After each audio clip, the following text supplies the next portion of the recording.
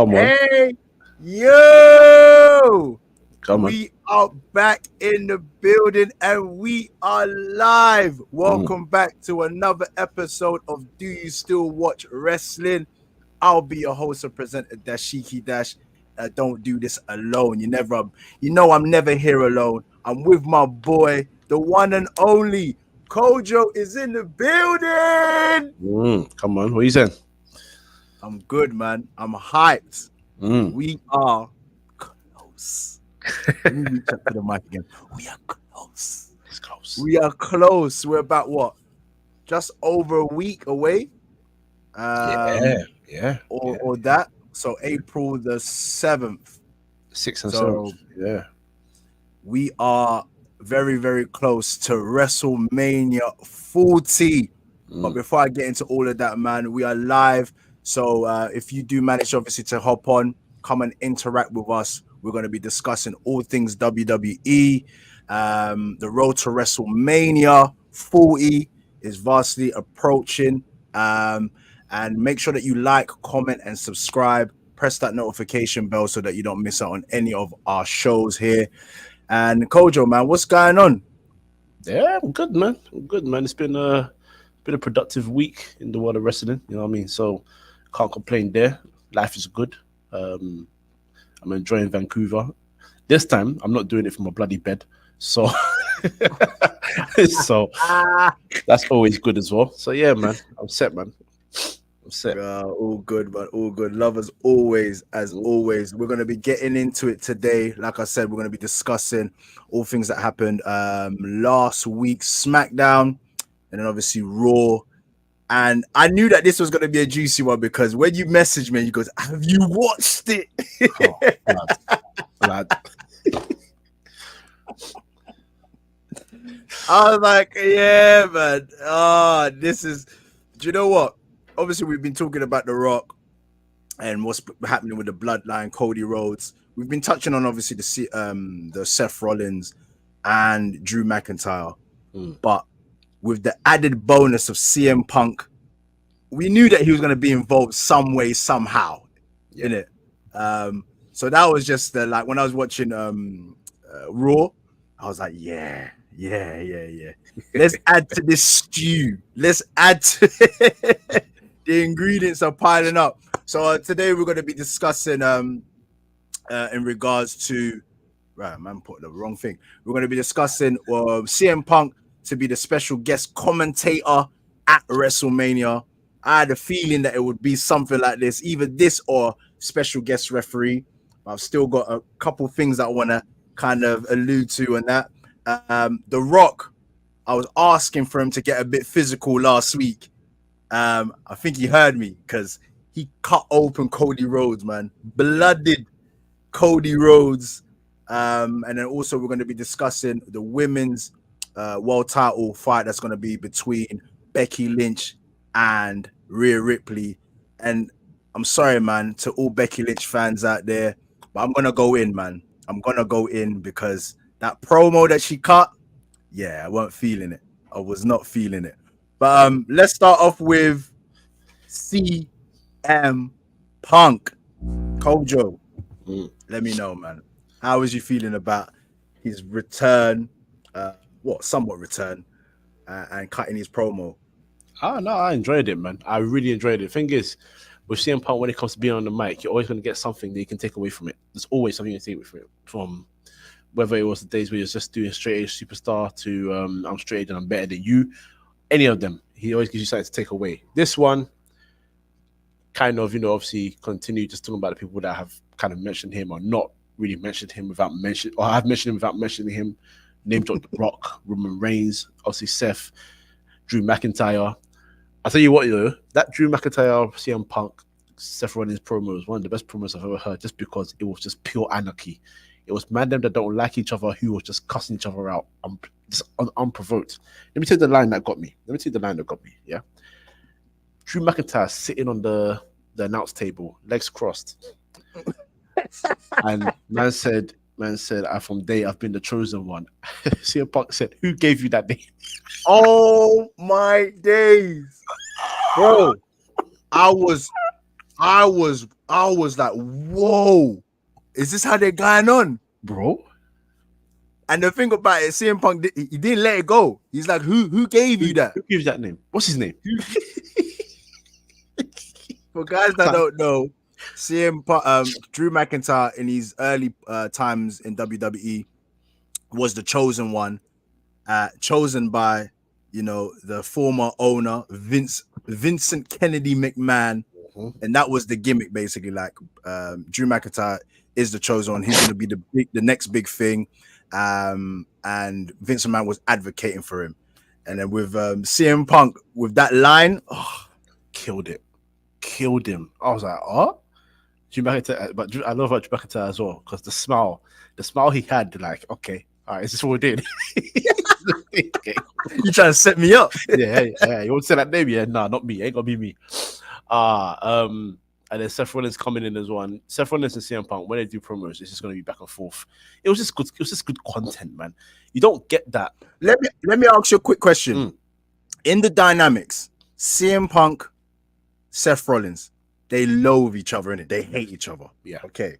CM Punk, Drew McIntyre, do they hate each other? I don't think they hate each other. I think Drew McIntyre is one of those ones where he just, because CM Punk never really spoken about him in the past. Obviously, Seth Rollins' thing was when CM Punk left and he went and did that big interview with I think it was Colt Cabana time ago before they weren't friends anymore. And he obviously said that, you know, they were pushing him to push that Roman Reigns and all that stuff from the Shield and all that. With Drew McIntyre, never really spoken about him. So with Drew McIntyre, I think it was just more a case of people around him saying this guy's poison, so don't trust him. But he's come in and he's proven that he's a working professional. I will always scream this. This whole CM Punk AEW beef thing, quite frankly, for me, is CM Punk came out and literally said he's been working with children, and I firmly believe that was the case because he's not trying to be like an old school head that's trying to say it's my way or no way. He's not trying to be Hulk Hogan in TNA. He's not trying to do that. He was trying to just almost. He was trying to, bro. You know what I'm saying? You know what I'm trying to say, man. You know what I'm trying to say. Like he's trying to guide him and just trying to guide the people there, and you see it because apart from the Young Bucks and Kenny Omega, and people that are like friends with them that are close knit with those guys, everyone else has only positive things to say about CM Punk from that company. They had a good time with him. He didn't hold them back. All the rumors about him telling one wrestler that he shouldn't manage the black guy, the hedge guy, Powerhouse Hobbs or whatever his name is. Yeah. They came out and said, well, that's not true. CM Punk didn't do that. So like you know, he's not a bad guy. He's not a bad guy. He's a professional at the end of the day. If he wants to be in the business, he'll be in the business. I think Drew McIntyre is down for that. So I don't think they hate each other. But because they're so good at their jobs, they can go out there and make it look like they hate each other. And that's what Drew McIntyre, especially Drew McIntyre, he's been doing phenomenal work on socials. Bro. In the ring. Oh, he's been brilliant. He's been brilliant, man. He's been brilliant. And once again, I think with the dynamics and the added, what can we say? The added backstory of like their personal kind of, you know, lives in regards to the back and forth on social media, you know, their lives away from wrestling, let's just say, you know, they're going on different interviews, dissing each other. And then eventually, and this is one thing that that you gotta also realize is like when these guys are going on these different platforms to have interviews and stuff, and you're not in the same company, one of these days you're gonna meet each other. That's it. Like at work.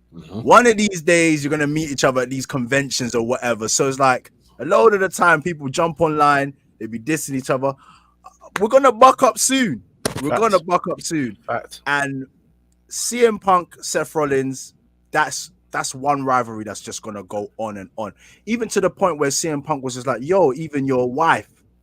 Like, I'm like, I swear Becky Lynch and CM Punk are blessed. They're cool. They are blessed, but he knows what he's doing.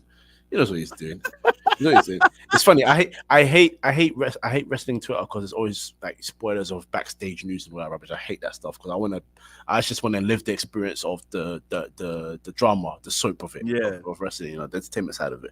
But they've been saying that even though CM Punk and Seth Rollins have had issues in the past, obviously when it comes to working together, they're spot on. It's actually they're actually on the same page. They know what they want to do. This is what I'm talking about. Working professionals, bro. This is a grown.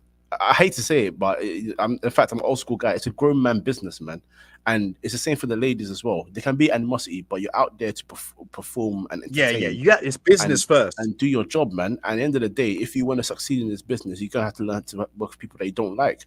Related to football, Teddy Sheringham and Andy Cole didn't get along at all. But when it came to play on the pitch for Man United, hey man, did they not do the business, bro? They do them, man.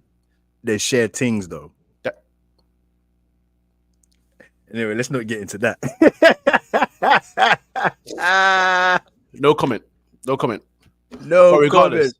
the point being, they didn't like each other. But what did they do? They played their parts, and that's it. That's what you got to do, man. It's business. It's life. You're not going to get along with everybody, but you got to learn how to do your job properly, man. So, shout out those guys, man. Shout out those guys, honestly. So CM Punk comes back and obviously lights up the mic. Drew McIntyre lights up the mic. Seth Rollins lights up the mic. And then what we kind of were guessing in terms of what kind of in what capacity will CM Punk be involved in WrestleMania. Now, I kind of thought maybe special guest referee. I'm guessing the arm is not quite healed enough for him to maybe take any bumps. You know, them referees go a bit crazy, and they go down on the mat. 1, 2, 3 also involves, you know, so he's still probably not 100%. But as a special guest commentator, he's not gonna just be sitting behind the desk, though, is he? There'll be stare downs and lots of stuff, man. But I'm here for it, man, bro. He showed it in the past that he's good on commentary as well, so that's not even a problem. So he'll do his thing. I just want to see the dynamic of how he gets involved, if he gets involved.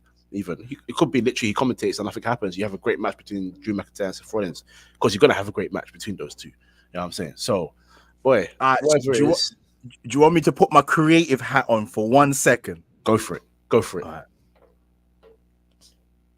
Go for it. All right. My creative hat. CM Punk, special guest commentator. The fight is a brilliant fight. You don't even really need CM Punk for this, but he's there. He's a special guest commentator. The referee, after a long bout, gets hit, banged up.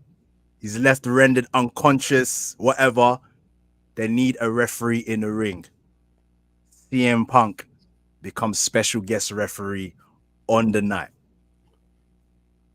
Now, I don't know which way he would want. Maybe he can screw Seth Rollins, keep that heat going fiercely, which I would much prefer to allow Drew McIntyre to become champ and not become champ on his own right, but because CM Punk helped him. And CM Punk could talk about that. That's going to irk Drew McIntyre, and that keeps the three of them connected. Ooh. Boom! Okay. I'm on higher me. Follow me. Hey, I'm here for it.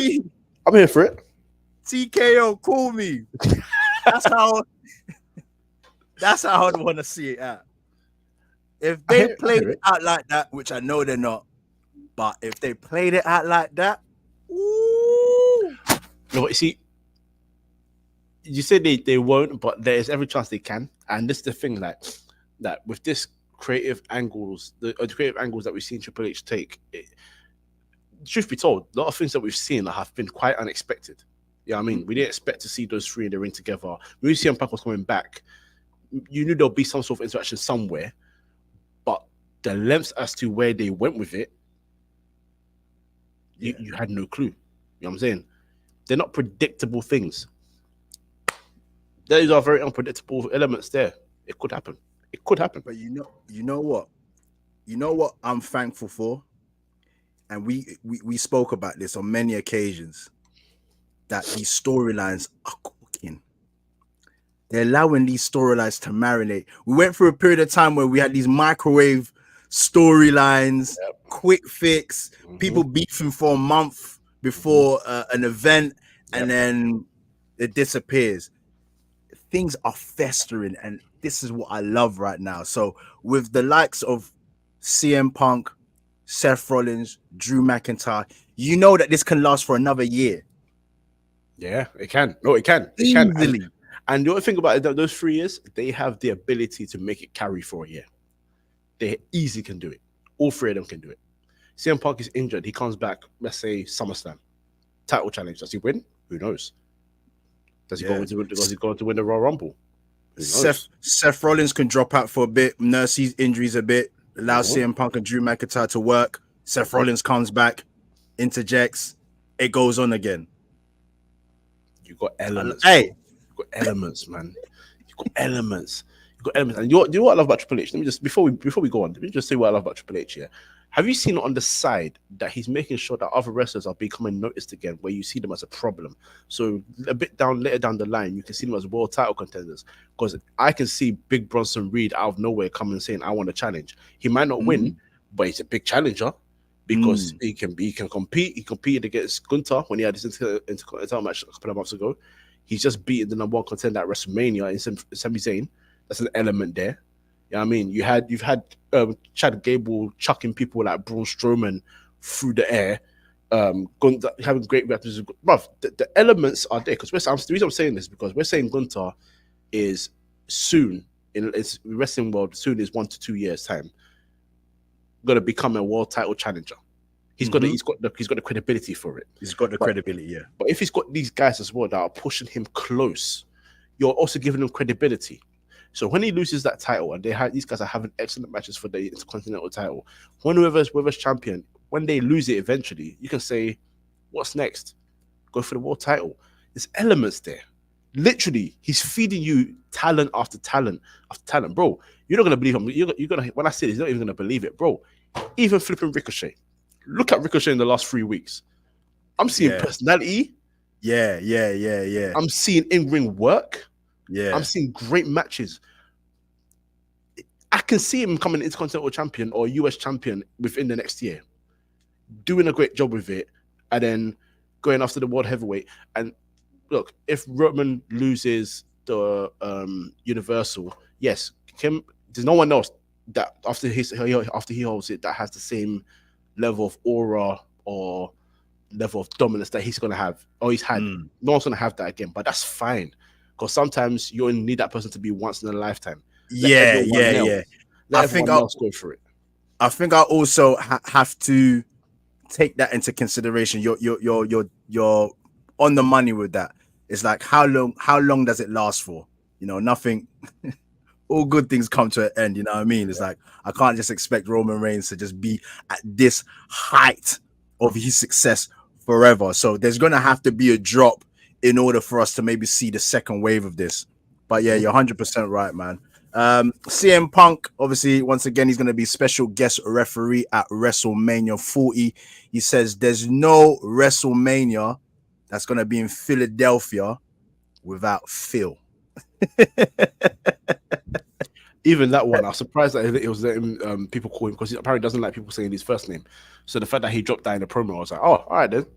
All right, he knows what he's doing, man. He knows what he's doing. That realism in the, I think that's what's keeping everything so perfectly done between them three because they're coming out with personalities within the storyline.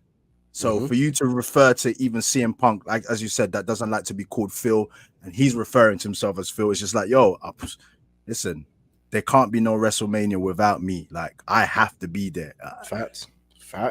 At any capacity, I'm there. So I'm all here with it, man. Let us know how you're feeling about that. Are you looking forward to seeing CM Punk? Just some honorable mentions. I saw online that there's a load of legends, Hall of Famers that are being primed and ready to make their appearance at WrestleMania 40. I'm hearing the names of Stone Cold Steve Austin, 316. I'm hearing The Undertaker, the Phenom. You might make an appearance. I'm hearing John Cena. Naked boy. Boy, naked yourself. Naked boy. Hey.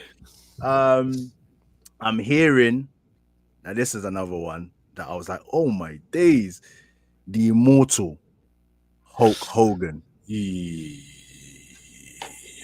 This guy he's been given a second chance at life with WWE, which Boy. I'm not happy with, but Boy. that's for another day and another story. But yeah, Hulk Hogan. So a couple of legends they might be lining up, which will be good to see. I know last time we saw like Stone Cold, The Rock, and Hulk Hogan in the ring together, and it was like, all right, cool, some nostalgia there. So you want to hear the music, you want to hear the arena pop.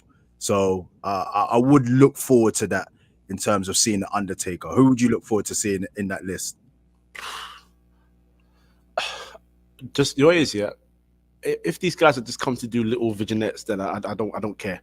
But for story, someone came up with an interesting concept.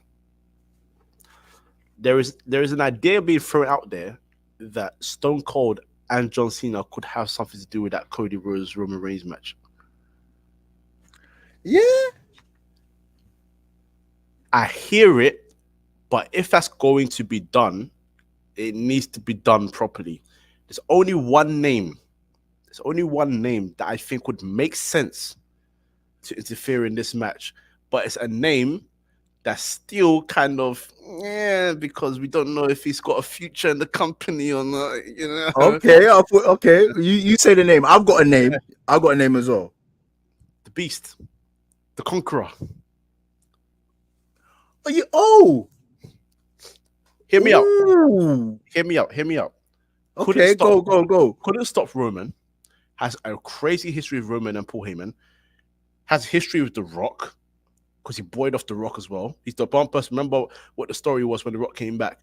The Rock lost his mojo when he got to Brock Lesnar, became a heel, ran away, and didn't come back for 7 years. And after his rivalry with Cody, he picked up Cody, held his arm in the ring for respect. There's two elements that can happen here. Brock Lesnar could do it simply because he wants to stop Roman, but number two, the guy can't compete for the title until Roman loses it. If you win the title, I'm back in contention straight away. It's 2-1 to you, but I know I can kick your ass. I'm an ass kicker. Is Brock banned from competing for the title, isn't it? He's banned as long as Roman Reigns is champion. Yeah. Bro, it's elements. I was thinking about it because I saw small news here and there from what they call credible sources that they've been they've been slowly working to get Brock back. Because look, I don't want to sound too controversial. We know what the situation is with him and VKM and all that stuff. VKM is definitely guilty as hell. But he's done. With Brock, the thing that they could say to you, and whether people think it's technical or not, is the truth.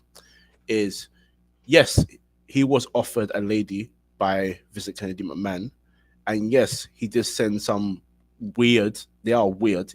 They weren't disgraceful. I don't want to ever see you again on my screen. They're weird messages, but he didn't do anything with the lady. There were circumstances why, but the facts are he didn't do anything with the woman. These are the small things that will make people say, "Well, he's not." I'm just giving you, for everyone that's listening, I'm just giving you the other side of it. 100%. I'm not saying I agree with it, but this is what you're dealing with. This is the if you're going with facts and stuff. You're going with facts. The facts are they're there. You can't say he deserves prison time or jail time for something that he hasn't done. He's taking part in messages. It was apparently part of the negotiation to get that lady that was filing the lawsuit. But the fact is, them two didn't sleep together. He sent a weird message, absolutely. But for being real, a lot of people, normal, if you would, people have sent the same, if not worse. I think he's gonna get fighting off. I'm not gonna get away with it. I think he's just gonna be able to walk away and just do his thing. And at the end of the day, in the business, he's money. And in any business, in any sport, memories are this short. They're this short. All it takes is for him to give you another moment, and you're there cheering Brock Lesnar.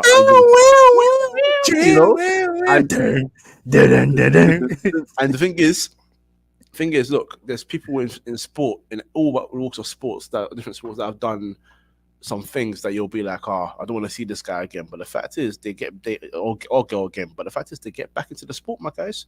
They do. And if you can't get anything to literally incriminate him and say that he's guilty as hell for something, Brock Lesnar will walk back into the business and do what Brock Lesnar does.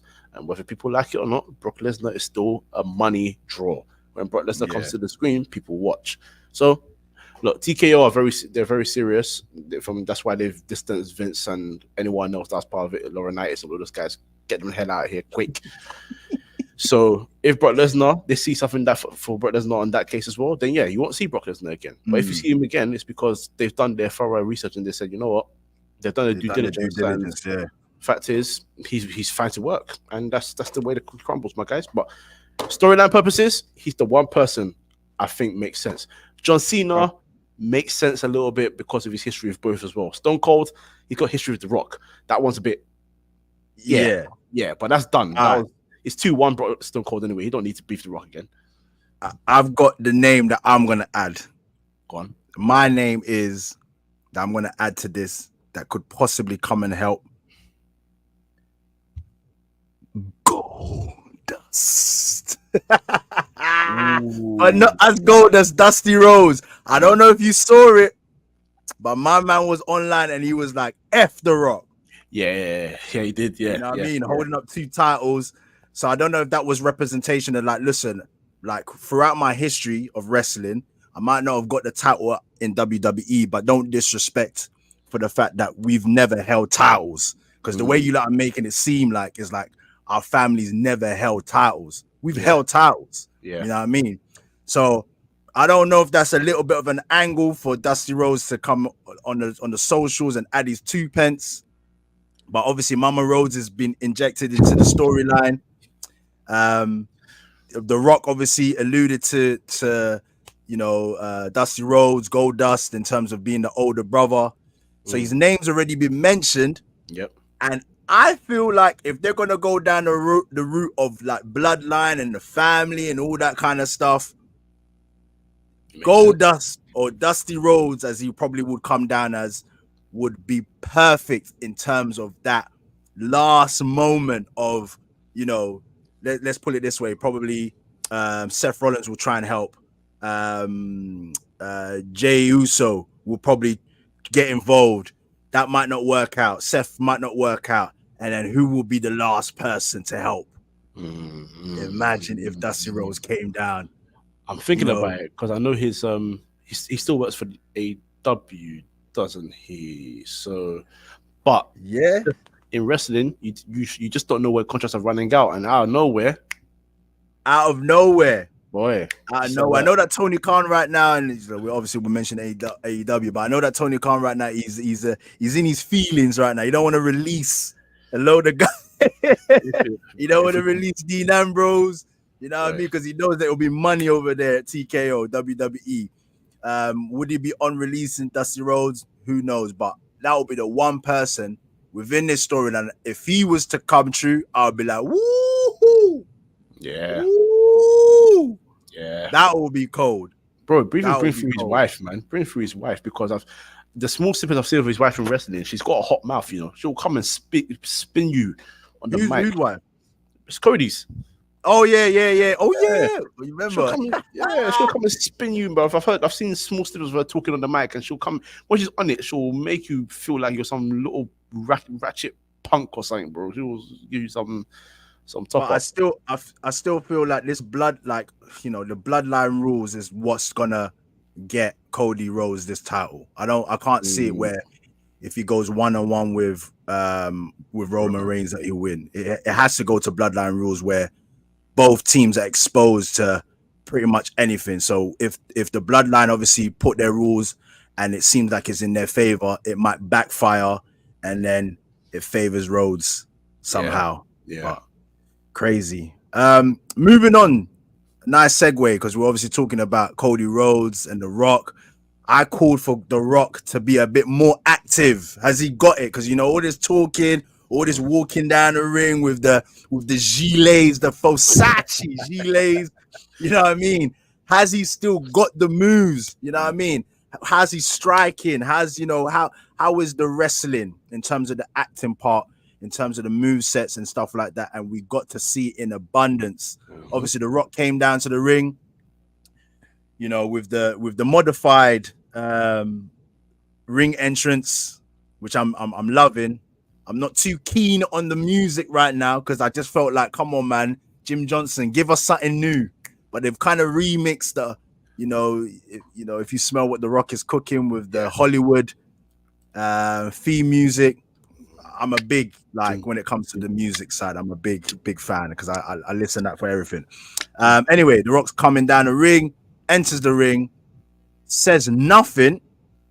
But I tell you what, I feel like he said nothing. I don't know if this was planned, but I just feel like because it was in Chicago, it was heavily set for CM Punk. I just feel like anything that The Rock would have said that night, it would have just been CM Punk chants would have just been ringing out. I don't know how you felt about it. I think they everything that happened in that little interaction was set. planned. I think it was set because he whispered, and it took me. He whispered to him, bro. I researched hard. My goodness. But if you watch it back, he starts before they pan the screen close to them. Wait, that's kind of when he finishes. But he said, "Tonight I'm going to make you bleed." Oh, is it? Okay. Listen, I went on X, Twitter. I was trying to find out if there's any lip readers, anything, man. That's why Cody said to the interviewer that I'm not going to repeat what he says, but it's not a promise you can keep. So obviously Cody was saying you ain't. He said he's like you ain't going to make that happen. You ain't got it like that. Man cut him open outside in the rain. Like it was a Ray J video. Like it was one wish. He said, look at that. Mama Rose. The prophecy has come true. Mama Rose. Come here, look at this. Hey, I was reading online, and this was a very good point. I wish I could quote the person's name, but the person goes, anytime The Rock used to come back, obviously make his appearance and stuff like that, it was more Dwayne Johnson than anything. I remember one time when The Rock came back and he was talking behind this, the curtains and talking about how he's got goosebumps and all that kind of stuff. It was very much Dwayne Johnson in it. The Rock's return now is The Rock. And I know it helps more because he's a heel and you can really play on it, but he's embodied this return with the character The Rock, because the way he was beating up Cody Rhodes outside with the promo, how he was looking into the camera, even after he did the Rock concert as well, like how he just switched into like, all right, cool, I've done the jokes part, now let me cut this promo. And cutting him open, how significant do you think that was towards the storyline? Oh, huge. Because, sorry. There you go. Sorry about that. You're trying to cut yourself. Boy. The reason why I think he, I know that he needs to make him bleed, but the element of that, and it's something that I need anyone who watches wrestling that has to say, oh, when WWE fans see blood now, it's like, yeah, but where's AEW? When it's not overly done, when it's delivered at the right time, it hits like magic. I can't remember the last time I saw someone bleed in WWE. It's been a while. As in blading? No, I haven't seen that in ages. Little incidents here and there where your mouth bleeding from the mouth or something. Yeah, here and there you see that, but you don't want to see them ones. Yeah, little ones there. But Cody definitely bladed, but it added the reason it added element to it is because think of the setting, right? Cody Rhodes is getting beaten up backstage in the rain. It's drama, it's cinema. When you get beaten up in the rain to that extent, you're getting hit. Your head is hitting your van, bus. Your bus. That's the word. It's hitting your bus. You know, you're getting thrown into the wall. Like, bro, you are going to bleed, or at worst, at least you're gonna get majorly bruised. So if you ain't gonna get if you ain't gonna sell a bruising, he's gonna get cut open. And The Rock almost even like the way he threw his head into the. I know. The Rock's strong. shoes were sliding. It was strong, bro. But this is the whole point. Like when you deliver it here and there as elements to it. I remember when Brock and Roman had their last match at WrestleMania, and the WWE Twitter showed a clip of Roman Reigns beating up Brock Lesnar at Madison Square Garden in one of their house shows. But he bloodied him. And the images, Roman Reigns standing above a bloody Brock Lesnar with his head on top of the steel steps in the middle of the ring. It was a vision. It was art. You look at it as a picture, you're like, flipping hell. Yeah. Okay, he means business.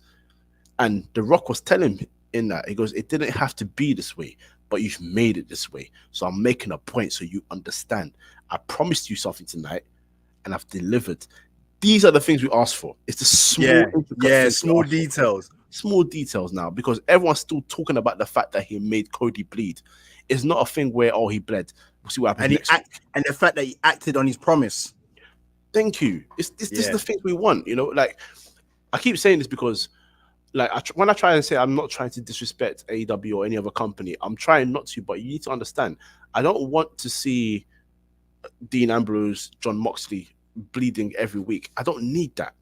I used to criticize Ric Flair for it when I was younger, watching Ric Flair, and you see his blonde hair go red unprovoked. Why are you bleeding so much? You don't need to be bleeding like that, bro. Stop it. Stop it. So if I'm going to tell Ric Flair in WWE to stop doing that, I'm going to tell you to stop doing that in another company, because it's not necessary. They don't bleed every week in WWE, but when they do it, punch to the head or one lick to the ring post and just bleeding, just uncontrollably, bro. But one thing though about Cody Rhodes though, that was a bit ketchupy though, because it was, I don't know whether he didn't mean to cut himself so blatant on the forehead, but you need to cut it like in the hairline a bit, man, so it could trickle down. It was a heavy cut that he did himself in that area. It was a really heavy one. I don't know why. Maybe he did back. Well, whatever reason he cut himself in that area, maybe he's looking for more of a element where he can bleed there. But regardless, it sold well because the last image was basically this whole part here was just bloody, rain's pouring on you, bro. It's art, man. When you watch movies and you see stuff like that, it's a scene. You know what I mean? So I'm here for it. I enjoyed it, every single moment of it. Honestly, it's everything that we asked for when we're talking about making this art entertainment. It's entertainment at the end of the day. And one thing that wrestling fans have to always remember, no matter what company you're watching, past or present, whoever you're watching, every wrestler, whether they think sports entertainment is a dirty word or phrase or what, at the end of the day, wrestling is a sport. But this is because you're on TV, you're there to be entertained. 100%. You are there to be entertained, and they're giving you prime entertainment. It's the reason why you're allowed them to grab a microphone and speak. Because if not, you just have pure wrestling matches. That's just the truth. And this is why we still watch wrestling, guys. This is why I asked this question: do you still watch wrestling? And people be like, "Oh, you still watch wrestling?" I'm like, "Yeah." I'm like, "Why?" I'm like, "Listen, no different to your episode of Love Island or Grey's Anatomy or whatever shows that you're watching. Yeah, whatever shows you're watching has EastEnders. Whatever show you're watching has a storyline to it, and you'd be like, "Oh, this is far fetched," but the storyline is what's gonna grip you. Otherwise, you're right, Coach. Like we just be watching men just wrestling around or whatever. That's not what we're watching. Yes, the skill set, the moves, and all that is entertaining, but it's the storylines that keeps us gripped. You know what I mean? The road to WrestleMania. That's what keeping us gripped. But yeah, man, this is like I said, we're just over about a week away from WrestleMania, and the storyline is still unraveling. We've probably got maybe a couple more shows of SmackDown and Raw to go, and then Can I ask you a question? Actually, this gets to my head as well about the whole Bloodline Cody Rhodes rivalry. What do you think of Roman's position in this? Roman's, if The Rock's calling himself the final boss, Roman Reigns right now is number 2. As much as he's even calling Rhodes number 2, he's number 2 in this. He's I had a thought yesterday, right? Do you think? How do I put this? Because I was thinking about it a lot yesterday. Do you think an element of this story is The Rock is turning up week in and week out, calling himself the final boss, but really and truly, is he not just doing Roman's work for him? Ooh. Reverse. Because if you're brutalizing Cody, all you're doing is making essentially the job easier for Roman Reigns. Come up to the tag team match. I want to make sure that because he's at Raw next week. It's 1 week before Mania. He's at Raw next week. So the Rock's not gonna be at SmackDown. I don't know. I don't know about SmackDown, but definitely on Monday he's at Raw again. That one was advertised. This one was a surprise because I knew he was going to be in Brooklyn, but I didn't know he was going to be in Chicago. So he's beating up Cody Rhodes for you, not Seth Rollins, not anyone else. He's beating up Cody Rhodes week in and week out for you. He's brutalizing. He's coming there. He's talking trash about him, demoralizing him. But Roman's sitting at home cozy. Why is Roman not doing any of this work? This is his fight. It's for his title. Yeah.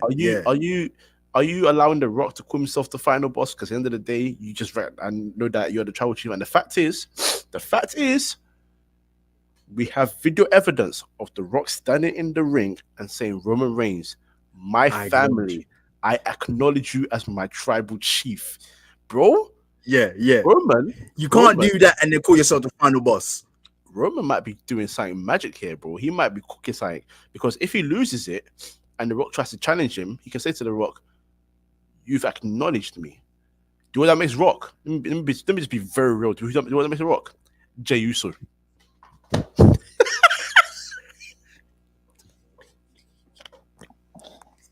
No way.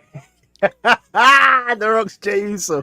With all respect to Jey Uso, I like you, but hey, man, same story, innit? You acknowledge the tribal chief, and then speaking of Jey, just quickly, just an honorable mention. I'm looking forward to seeing the Uso brothers at WrestleMania, man, because I know that they've called for this for the longest time. This is gonna be like pinnacle for them. This is as good as a world title for them to be able to brother versus brother to not headline WrestleMania, but for them to wrestle each other at WrestleMania.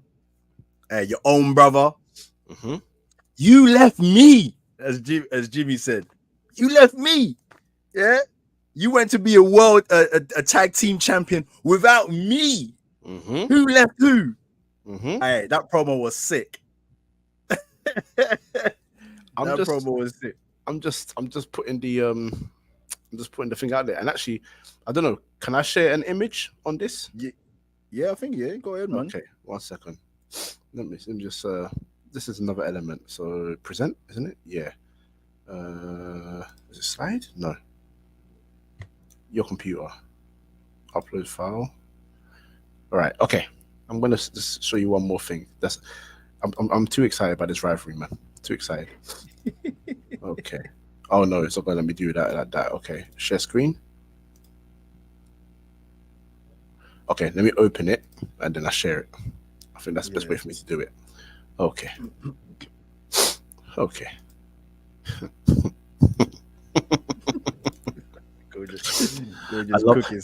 I love what Triple H is doing, man. This is my guy, honestly. This is actually my guy. Here we go. I don't know if it's open properly, but let's have a look.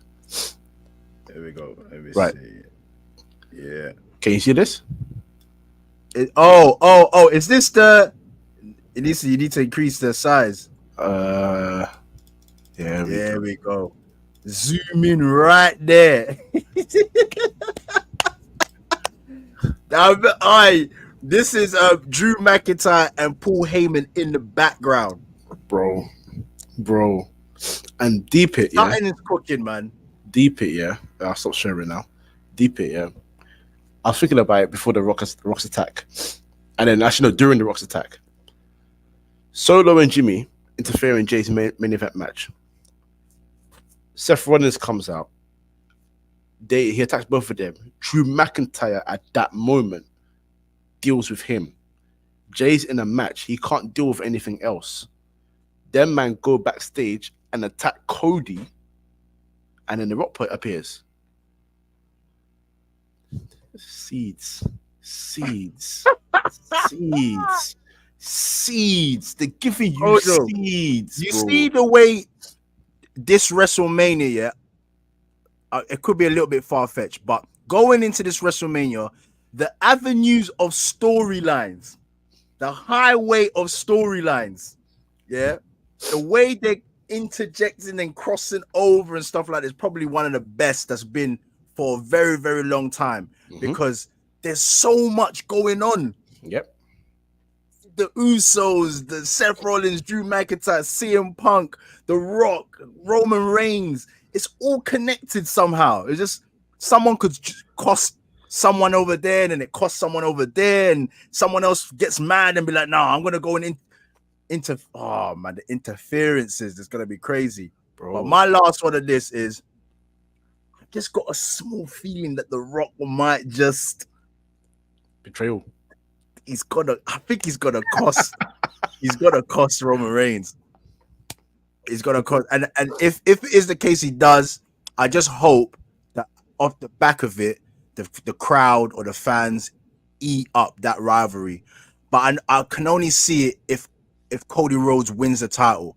Because if it's a case where Cody Rhodes doesn't win the title, and then they still try to continue a Rock Roman Reigns rivalry, I think that the Cody crybabies are still going to be like, you know. Let them, bro. With all due respect, let them cry, man. If he loses, there's nothing left. It's done. It's done. Forget about it. It's done. It's done. It's done. It's done. It's done. It's done. Oh man. Let me just quickly touch on, because I was hell bent. I'm not gonna let this one slide, man. We're gonna involve the women. Obviously, their stuff is cooking up now, and this is what I asked for. I'm like, yo, women's division, we need to get a bit more juice from your storylines, and this was Rhea Ripley and Becky Lynch. Rhea Ripley, week in and week out, she's really doing well on the mic. I'm loving her more and more on the mic. She's really personified this mommy character. This Becky Lynch's daughter, didn't diss Becky Lynch's daughter, but mentioned Becky Lynch's daughter and said, like, she's gonna be able to see a real mommy on the night. That was mad. That's a bit cold. I felt like the response from Becky Lynch, I don't know, she's revising her promos at the back, or she's not, but she's just, oh no, man, she just needs a little bit more work. And at this point in time in her career, I just feel like she just doesn't deliver I don't know if it's because of her accent. Her voice is always quivering, some boog tears. I don't know, man. Tears. Some boog tears, man. I don't know, man. Like, but what's your thoughts on Becky Lynch and Rhea Ripley, man? How's that cooking up for you? I've enjoyed it just because, again, there's different elements to it. You talk about storyline. There's always been like small interactions here and there between them. Obviously, it's coming to this big moment now. What I liked about the story that Becky was trying to deliver was she made Rhea kind of realize that this isn't sort of only just because I need to beat you. There's something that I'm fighting for, and it wasn't even about the kid either. To be honest, I think when Rhea brought up that, it wasn't. That was just a throwaway comment. Yeah, that was a throwaway comment. I think it was more to do with the fact that she mentioned that her dad didn't get to see her be a mother, but he was proud of her doing what she does in the ring. So more than anything, she's doing it for him, essentially, kind of thing. It's not a bad thing. Basically, it made Rhea realize that most of Rhea's thing is, or most of her opponents is, apart if you're, what's her name, Nia Jax, I want to be the more dominant one. If it's anyone else, it's an underdog story. Yeah, Becky can't be an underdog because of what she's done in the past. You can't call her an underdog. But she still portrays herself as an underdog, and this is what I hate. I hear what you're saying. I don't particularly see it like that, but what I see is, rather than an underdog story, what I see is kind of like a redemption kind of story, but only to herself. I don't think the fans feel like she needs a redemption story, but her story is more like, I won the title when I came back. I became a heel. I lost it, and since then I've been having loss after loss, trying to build myself back up. I've got this opportunity to go to the top of the mountain again. I can't let it drop. The man essentially is the champion. You're the man for a reason. You are the guy. You are the person. But if Rhea beats you at Mania again, you can have the name, but Mommy's always coming out on top. So I don't think it was a bad promo. I don't think it was the best delivered either. I think what needed to be delivered was delivered.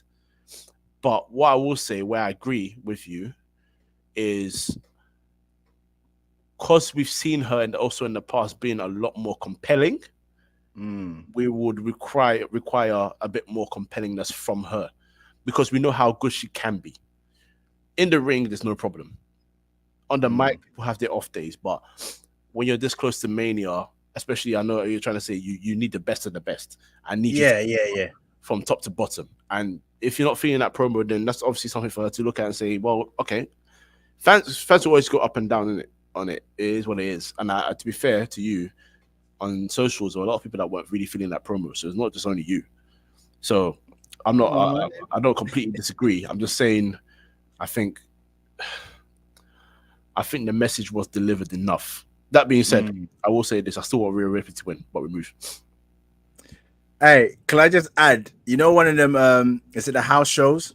I don't know if you saw this, but come close. Rhea Ripley versus Nia Jax. I forgot. Listen, I forgot. I actually forgot about that. Oh! Nia Jax does the whole Rikishi, and if you know, obviously Rikishi butt slap, and then you're in the corner. She comes running down. It's not just Rikishi. I think it was Yokozuna as well that first started doing it. Then she smushes the booty in the face. Well, this time around, she was gonna do it to Nia Jax was gonna do it to Rhea Ripley. Rhea Ripley obviously reverses it. Nia Jax ends up in the corner. And if you guys know, Rhea Ripley's wearing these, I don't know if they're suspenders or whatever, something obviously to give more shape to the booty. More lift. So she hikes it up. She goes in the corner, and Nia Jax was just in there like she was eating fresh crab.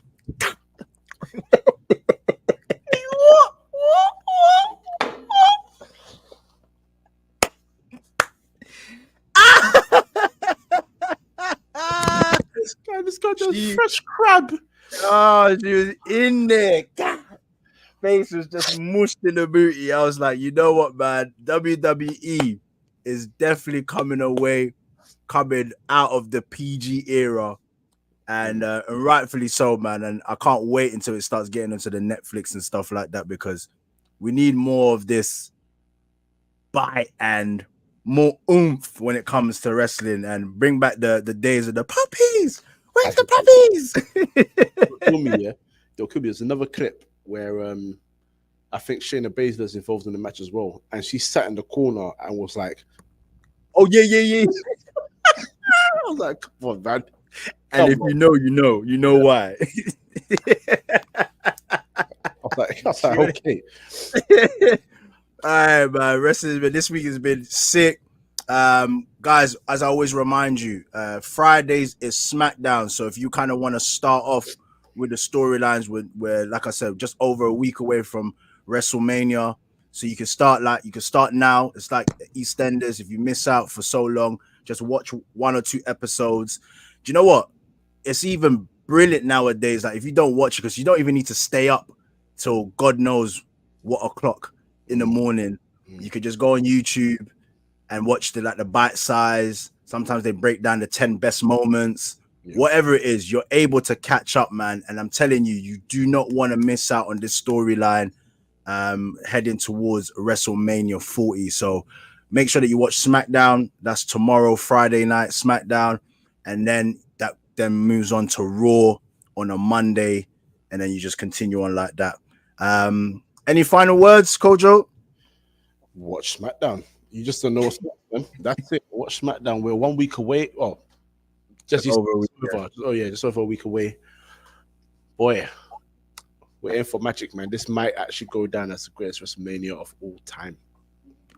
Woo! Hey, that's what we like to hear, man. By the way, guys, don't forget to like, comment, and subscribe. Make sure you smash that like button, comment, share it, most importantly as well, so that everybody else can consume the content. And press the notification bell as well, so that you don't miss out on our shows. This time around, we went live because we couldn't wait, man. We were just like, yo, jump on this live thing. But normally obviously it's pre-recorded and stuff like that, so you can watch the pre-recorded stuff. If you want to catch up on the storylines as well, we've been talking about this for the last a few weeks or so you'll be able to catch up and find out what is going on, because we do break it down here on Do You Still Watch Wrestling? I do. Kojo does. Damn right. Make sure that you do as well. Until the next time, guys, peace.